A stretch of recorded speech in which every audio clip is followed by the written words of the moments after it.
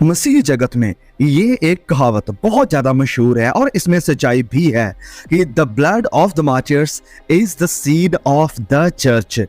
कि जहां कहीं भी शहीदों का जहां कहीं भी मसीही शहीदों का खून बहा है, वहां पर कलीसिया ने, फेलोशिप ने जन्म लिया है। अब इस बात को अगर हम मसीही लोग जानते हैं तो इस बात को शैतान भी बहुत अच्छी तरह से जानता है। और यही कारण है कि शैतान शुरुआत से ही कलीसिया को सताते आ रहा है, और जहां कहीं उसका जोर नहीं चला है कि कलीसिया को सताकर उन्हें प्रभु के प्यार से अलग कर दे, तो वहां पर उसने टीम में शामिल होकर, यानी कलीसिया के अंदर आकर चर्चेस को बिगाड़ने की, सुसमाचार को बिगाड़ने की, और लोगों को सच्चे सुसमाचार से, लोगों को सच्चे खुदा मसीह यीशु से और लोगों को सच्ची साल्वेशन से दूर करने की कोशिश करी है। आज अगर स्टैटिस्टिक्स देखे जाएं तो क्रिश्चियनिटी वो एक मजहब है जिसे सबसे ज्यादा सताया जा रहा है पूरी दुनिया में। मतलब कि सबसे ज्यादा सताया जाने वाला मजहब है मसीहत, क्रिश्चियनिटी। और फिर सबसे ज्यादा जो एक मजहबी किताब है, जो एक रिलीजियस बुक है जिसे बैन किया गया है बहुत सारे देशों के द्वारा, वो कोई और नहीं वरन वो पवित्र बाइबल ही है। अब भले ही मसीही वो लोग हैं जिन्हें सबसे ज्यादा सताया जाता है, भले ही बाइबल वो किताब है जो सबसे ज्यादा बैन की जा चुकी है, और भले ही मसीहों का लहू है जो सबसे ज्यादा बहा है, फिर भी क्रिश्चियनिटी, मसीहत, मसीह यीशु का सुसमाचार लगातार आग की तरह फैल रहा है। सुसमाचार लोगों तक पहुंच रहा है और परमेश्वर का राज्य लोगों की जिंदगियों में स्थापित हो रहा है। नाउ शैतान इस बात से वाकिफ है, और क्योंकि वो इस बात से वाकिफ है, और यही कारण है कि वो फिर कलीसियाओं का रूप धारण करके, वो परमेश्वर के दूतों का रूप धारण करके आज मसीहत के अंदर आ चुका है। और ये सिर्फ आज ही की बात नहीं है, वरन इस शुरुआत से ही ऐसा करते आ रहा है वो।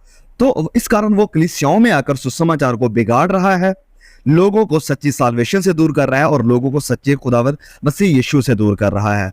और इसकी एक बहुत ही परफेक्ट एग्जांपल हमें देखने को मिलती है प्रकाशित वाक्य की कलीसियाओं में।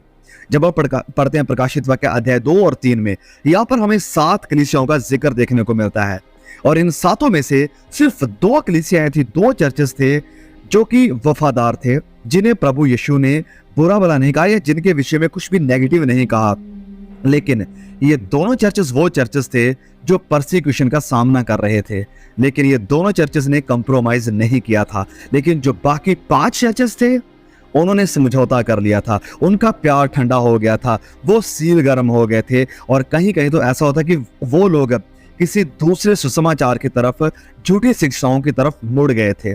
तो चलिए हम एक वचन पढ़ते हैं, प्रकाशित वाक्य अध्याय 2 और उसके वचन 14, और यहाँ पर हम परगमन की कलीसिया के बारे में पढ़ने वाले हैं।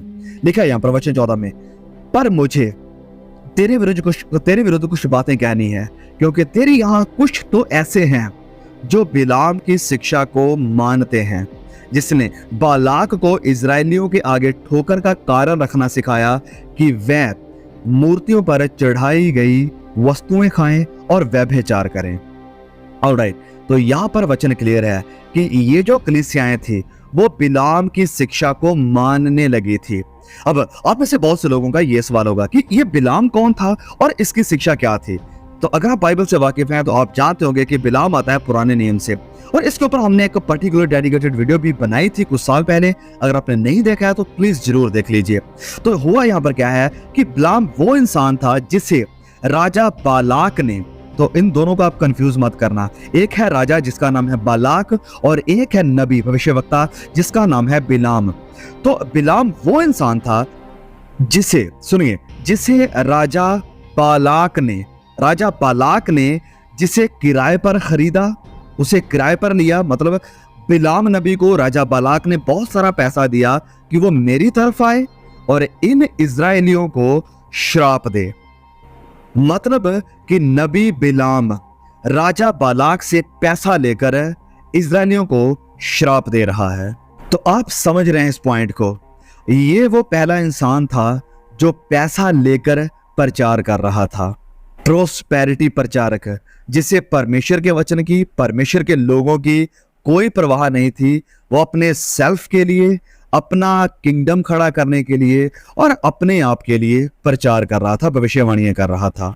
और इसमें आज कोई शक नहीं है कि आज हमारा मसीही समाज भी ऐसे किराए के ऊपर बुलाए गए नबियों, प्रचारकों और वर्शिप लीडर्स के साथ, जो अपने आप को आराधना करने वाले कहते हैं, उनके साथ भरा पड़ा है, जो कि किराया लेकर, पैसा लेकर प्रचार करते हैं, आराधना करते हैं, जो कि निकले ही इस कारण हैं कि चलो मसीह के नाम पर पैसा छापते हैं।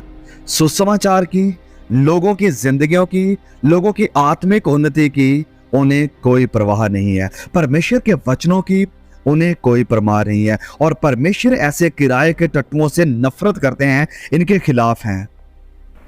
ऐसे लोग बिलाम की तरह परमेश्वर के नबी होने का, परमेश्वर के दास होने का दावा तो करते हैं, लेकिन उनकी असल में दिलचस्पी, उनका जो इंटरेस्ट है वो है ये जो भेड़ें इकट्ठी होती हैं उनकी, उनको कतरने में। उनका रियल इंटरेस्ट भेड़ों की उनको कतरना है। सुनिए इस बात को, वो लोगों को अपनी तस्वीरें बेचेंगे, वो लोगों को अपने नाम की, अपनी फोटोज की घड़ियां बेचेंगे, वो लोगों को तेल बेचने का धंधा करेंगे, वो लोगों को रुमाल बेचेंगे, और यहां तक कि वो दुआ, प्रार्थना को भी बेच रहे हैं, ले हैंड प्रेयर के नाम से, लोगों से पैसे इकट्ठे करके। ये सब क्या है? किराए के ठेकेदार, जो कि किराए के ऊपर बिलाम की तरह भविष्यवाणी करते हैं, पैसा लेकर बोलते हैं। और ऐसे लोगों को मिलने के लिए भी आपको एक स्पेशल फी या कुछ पैसा देना पड़ता है। तो आप समझ सकते हैं कि ये वही लोग हैं जो बिलाम के रास्ते पर हैं, बिलाम की शिक्षा के ऊपर चल रहे हैं। फिर बिलाम के बारे में हम और देखते हैं कि जब राजा बालाक ने पहली बार इस नबी बिलाम को बुलाया, तो बिलाम ने जाने से मना कर दिया कि ओके, मैं नहीं जा सकता हूं। उसने मना क्यों किया था? क्योंकि परमेश्वर ने बिलाम नबी को साफ साफ इनकार कर दिया था, मना कर दिया कि तुझे नहीं जाना है, मेरे लोगों को जाकर श्राप नहीं देना है।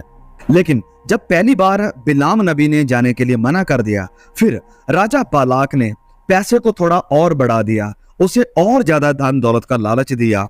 अब फिर दूसरी बार भी बिलाम नबी ने परमेश्वर के पास गया और जाने के लिए कहा कि मैं जाऊं या ना जाऊं। अब बिलाम को परमेश्वर ने ऑलरेडी जाने से मना कर दिया था, तो उसे पता होना चाहिए था कि चाहे कितना भी पैसा दिखे, चाहे कितना भी पैसा मुझे ऑफर किया जाए, परमेश्वर की इच्छा है कि नहीं जाना है तो मैं नहीं जाऊंगा। लेकिन वो फिर परमेश्वर के पास जाता है और परमेश्वर की इच्छा जानने की कोशिश करता है, जबकि परमेश्वर ने अपनी इच्छा ऑलरेडी उसके ऊपर जाहिर कर दी थी। लेकिन जब बिलाम फिर से परमेश्वर के पास जाता तो परमेश्वर उसे जाने की अनुमति दे देते हैं कि ओके ठीक है, तुम जाओ पैसे के पीछे। तो परमेश्वर ने बिलाम को पैसे के पीछे जाने दिया और उसे बर्बाद होने दिया। क्यों? क्योंकि वो परमेश्वर की इच्छा से भाग रहा था। इसकी मैं एक आज के समय के लिए एग्जाम्पल देता हूं। वचन हमसे कहता है कि अविश्वासियों के साथ विवाह या ऐसे रिलेशन नहीं बनाना है। वचन इस बात को क्यों कहता है, इसके भी बहुत सारे रीजन, हम उसमें नहीं जाने वाले हैं। लेकिन ये सब जानने के बाद भी ऑलरेडी परमेश्वर ने अपनी इच्छा को बता दिया है कि अविश्वासियों के साथ एक ही जुए में तुम ना जुटो।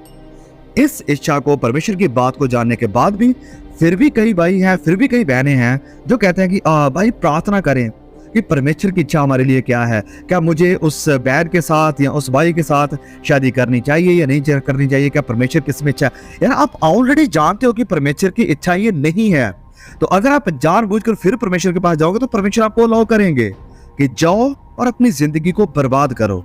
और ऐसा ही यहाँ पर बिलाम के साथ भी हुआ। और इसी तरह से आज परमेश्वर बहुत से मसीहों को भी, मसीही प्रचारकों को भी और पास्टर्स को भी ऐसे ही बिलाम के कदमों पर चलने देता है, जैसा उसने बिलाम को करने दिया था। और जैसा अंत बिलाम का हुआ था, वैसा ही अंत उन लोगों का भी होने वाला है जो कि परमेश्वर की ऑलरेडी बताई हुई इच्छा को, मर्जी को ठुकराकर अपनी मनमर्जी चाहते हैं, अपनी भावनाओं के अनुसार चलना चाहते हैं और अपने आप को, अपने सेल्फ के लिए सेवकाई को, परमेश्वर के काम को करना चाहते हैं। तो बिलाम की कहानी में फिर आगे क्या होता है, जब बिलाम देखता है कि वो इजरायलियों को वो इस परमेश्वर के लोगों को श्राप नहीं दे सकता है, नहीं दे पा रहा था। आप कहानी को अगर पढ़ना चाहते हो तो प्लीज जरूर पढ़ लेना। गिनती अध्याय 24 और 25 में आपको ये सारा सीन देखने को मिल जाएगा।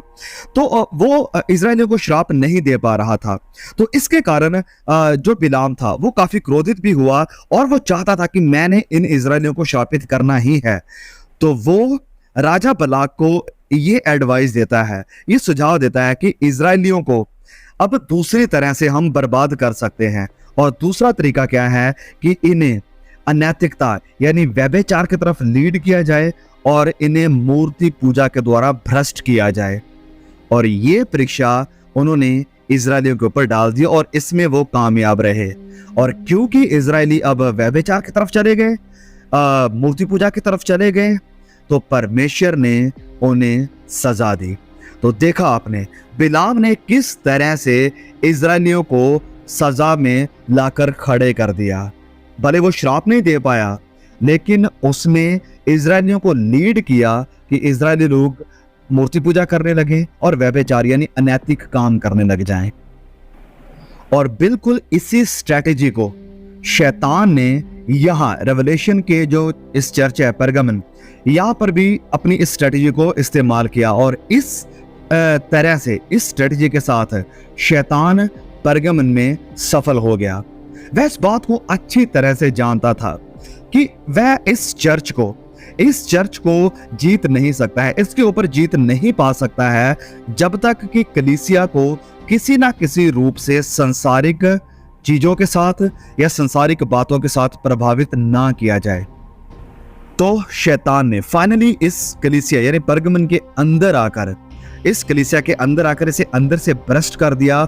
और इस तरह से कलीसिया प्रभु के लिए अपनी ये जो गवाही थी उसमें और शैतान के खिलाफ जो इनका स्ट्रगल था, जो इनकी संघर्ष, जो इनका युद्ध था, जो इनकी लड़ाई थी, वो इसमें कमजोर हो गई।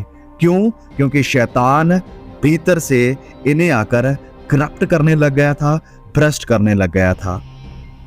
तो मेरे प्रिय भाइयों और मेरी बहनों, इस बात को ध्यान से सुनिए। कलीसिया के लिए शैतान का फेवरेट सेंटेंस या वाक्य ये है कि अगर हम इन्हें हरा नहीं सकते, अगर हम इनके ऊपर जीत नहीं पा सकते, तो आइए हम इनके साथ घुल मिल जाएं, आइए हम अपने आप को इनके अंदर लेकर चले जाएं और अंदर जाकर इन्हें भ्रष्ट कर दें, इन्हें खोखला कर दें और इन्हें सच्चाई से दूर कर दें। और इस तरह से शैतान पिछली 20 शताब्दियों से कलीसियाओं को नष्ट करते आ रहा है, कलीसियाओं को खोखला करते आ रहा है, सुसमाचार से दूर लेकर जा रहा है। और आज भी उसका निशाना, उसका टारगेट यही है, बहुत सारे लोगों के लिए, बहुत सारी कलीसियाओं के लिए।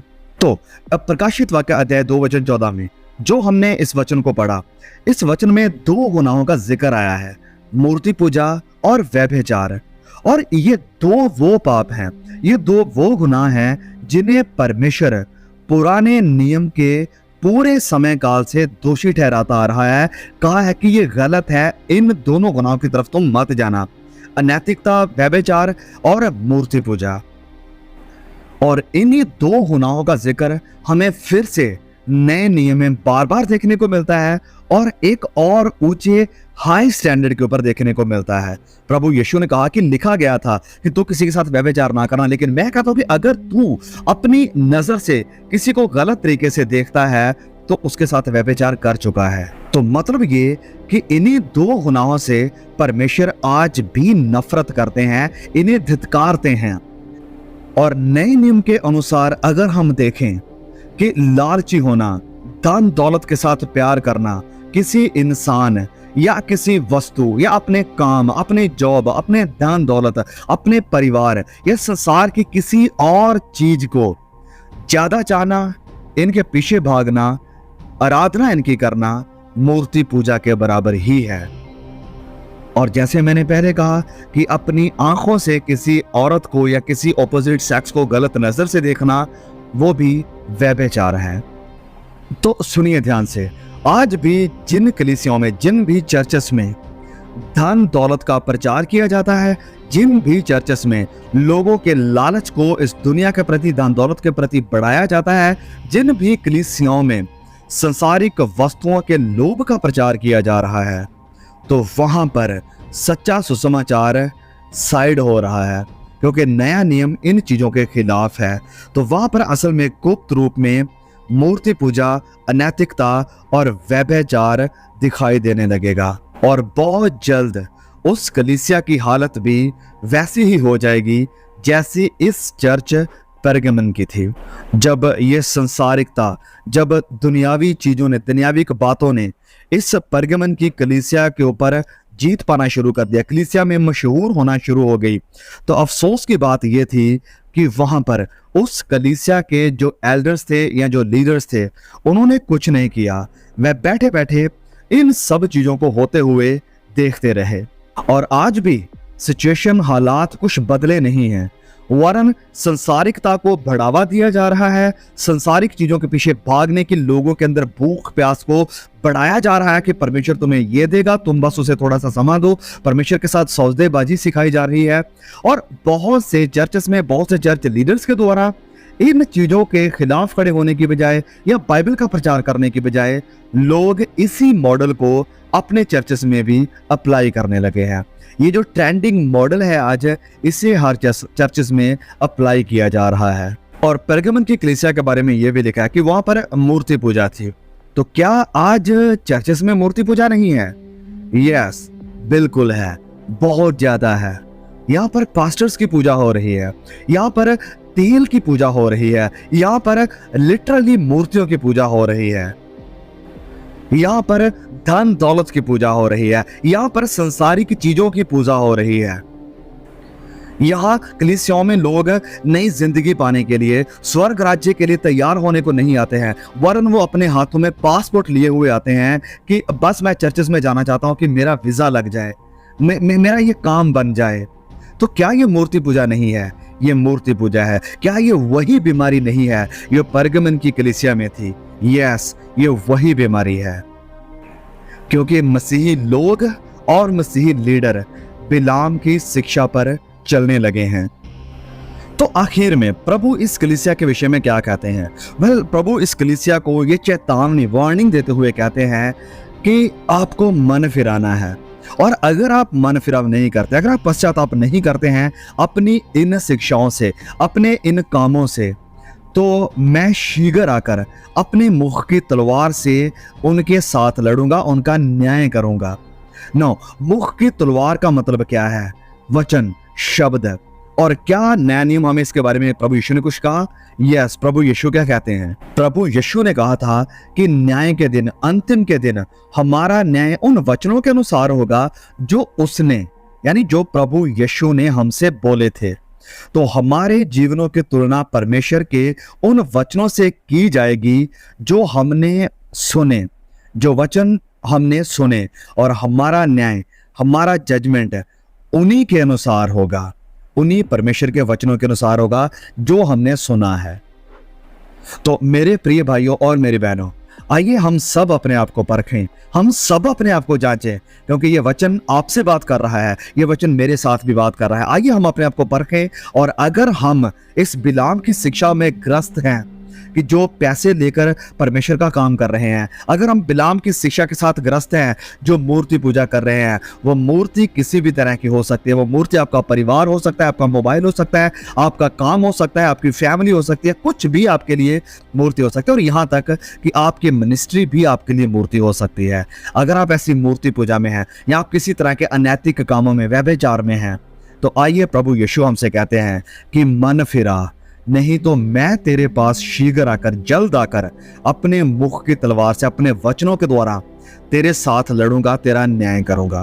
Please share the message. May God bless you. आमीन।